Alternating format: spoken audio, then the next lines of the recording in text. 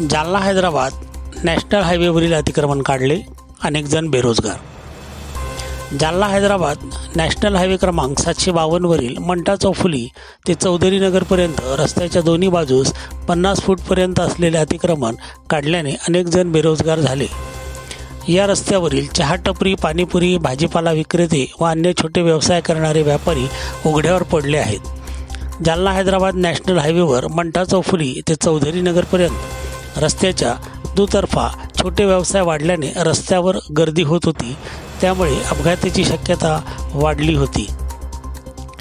आज सकाळी पोलिसांच्या मदतीने सामाजिक बांधकाम विभागाने अतिक्रमण काढले असून रस्त्यावरील अनधिकृत डिवायडर देखील यावेळी बंद करण्यात आले, अशी माहिती सामाजिक बांधकाम विभाग मंठाचे अभियंता बीबी निवारे यांनी दिली।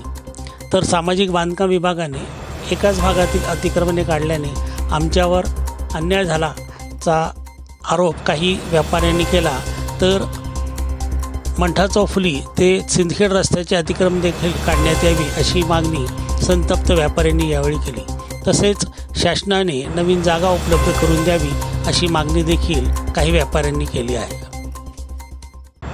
इथून अतिक्रमण काढण्यात आले आणि बँडची आणि काही पोलीस डिपार्टमेंटची लोक आम्ही सगळ्या लोकांना त्यांना कॉपरेट करून सगळं अतिक्रमण काढून घेतलेलं आहे। आणि इथं गोरगरीब चहाचे हॉटेल, या टपरी, पान टपरी, गाईचो पाणीपुरी वगैरे गाड्या लागत होत्या, आम्ही सगळं काढून घेतलं। आमच्या गाड्यातून तरी आम्ही सगळ्याला काढून घेतले आणि आम्ही फॅन्सीवाल्याला सगळं सहकारी अजून घेतलं। आमचे छोटे मोठे व्यवसाय होते, चहाची आणि पुन्हा काही रसवंती होती, ते आमचे उचलण्यात आले। तर आम्हाला कुठेतरी जागा द्यावा। आज जे अतिक्रमण हटवण्यात आलंय ते अतिक्रमण आमच्या घरावरती व आमच्या धंद्यावरती परिणाम पडलेला आहे।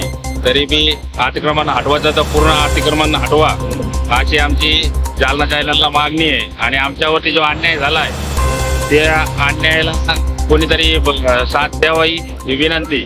आणि जे अतिक्रमण हटवलंय ते जाणीवपूर्वक उत्कृष्टपणाने काढलेलं आहे।